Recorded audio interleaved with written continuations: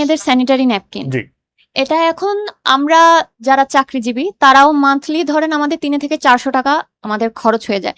সেক্ষেত্রে আমরা ধরেন উপকূলীয় বা হচ্ছে দুর্গম এলাকার যারা নিম্নবিত্ত তাদের তো এটা ধরাছোঁয়ার বাইরে। জি তো আমরা এরকম অনেক দেশে দেখেছি যেখানে এই জিনিসটা ট্যাক্স ফ্রি আসে বা ফ্রি আসে। আমাদের পার্শ্ববর্তী দেশ ভারতে স্কুলে স্যানিটারি ন্যাপকিন গুলো ফ্রিতে দেওয়া হয়। তো বাংলাদেশে আমরা কেন মানে এই সুবিধাগুলো পাচ্ছি না? বা আপনারা দুজনের কাছেই আমার প্রশ্ন যে আপনারা মানে এই বিষয়ে কি করবেন বা কি করতে পারেন? জি, খুবই চমৎকার একটি প্রশ্ন এবং আমি ধন্যবাদ জানাচ্ছি আপনি খুবই একটি স্পর্শকাতর বা সেনসিটিভ বিষয় সামনে নিয়ে এসেছেন।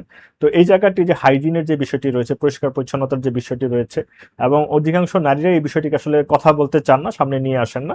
কিন্তু এটি আসলে অ্যাড্রেস করতেই হতো বা এটি করা প্রয়োজন।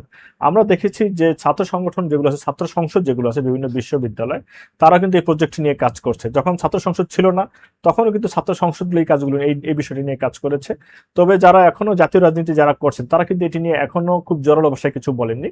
তবে আমাদের সেকশনে যারা রয়েছেন, জামাত ইসলামীতে যে নারী নেতৃত্ব যারা রয়েছেন, জেন্ডার ইস্যু নিয়ে যারা কাজ করছেন, তারা কিন্তু এই বিষয় নিয়ে খুবই কনসার্ন এবং তাদের ইশতেহারে এই বিষয়টি রয়েছে যে তারা নারীদেরকে এই জায়গাটা অ্যাড্রেস করতে চান। অর্থাৎ যারা স্কুল গোয়িং স্টুডেন্ট বা ফিমেল আছেন বা কলেজ বা ইউনিভার্সিটিতে যে সমস্ত টিচাররা আছে, ফিমেলরা রয়েছেন, নারীরা রয়েছেন, তাদের এই যে যে মাসিকের যে বিষয়টি রয়েছে, এই জায়গাগুলোতে তার স্যানিটারি ন্যাপকিনের যে বিষয়গুলো রয়েছে, এই জায়গাগুলোতে তারা হেল্প করতে চান, অ্যাড্রেস করতে চান। তাদের পজিটিভ একটা অ্যাপ্রোচ আছে। কিন্তু এই জায়গাটি নিশ্চয়ই প্রথম দিনই হয়তো আপনি পুরো সার্ভিসটা পেয়ে যাবেন না, বাট এটি অবশ্যই আমাদের বিবেচনায় আছে এবং এটি নিয়ে একটি পরিকল্পনা আছে। কিন্তু এটি আমরা যেমন স্বাস্থ্য বিমার কথা ইচ্ছে ফর আমরা বলছি, কিন্তু স্বাস্থ্য বিমা বাংলাদেশে প্রথম দিনই চালু করা যাবে না, কিন্তু আমরা জোর গলায় বলেছি যে স্বাস্থ্য বিমা চালু করতে হবে। তো এরকম নারীদের স্যানিটারি ন্যাপকিনের বিষয়টি এটিও পর্যায়ক্রমে আসবে, এটি আমাদের নারীদের ইশতেহারে আছে। ধন্যবাদ আপনাকে। ডাক্তার মোহাম্মদ তাজুল ইসলাম, আপনি।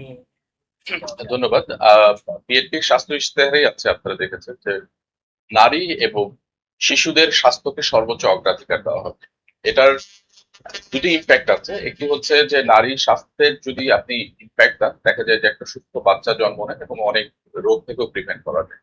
তো আমাদের এই নারী স্বাস্থ্যের ব্যাপারে আমরা সর্বোচ্চ এবং আমরা এক নম্বর হচ্ছে যে এটাতে আমরা ফাইন্যান্সিয়ালি এবং বাজেটের মাধ্যমে যতটুকু পারা যায় এই ব্যাপারে আমার সহযোগিতা করা হবে। সাথে সাথে আমাদের একটা সচেতনতামূলক ব্যাপার আছে যে আপনার হচ্ছে হাইজিন, হেলথ হাইজিন বা অন্য শিক্ষাগুলোর মাধ্যমে এই স্যানিটারি ন্যাপকিন ব্যবহার করলে যে উপকার হয়, এই সচেতনতামূলক প্রোগ্রাম এবং প্রিভেন্টিভ, আমি আগেই বলেছি যে প্রিভেন্টিভ ডিজিজ নিয়েও আমাদের কাজ করার আছে এবং এই স্বাস্থ্য সচেতনতামূলক কাজগুলো যখন করা হবে সবাই অ্যাওয়ার হবে। এবং মাতৃ স্বাস্থ্যে যেহেতু আমাদের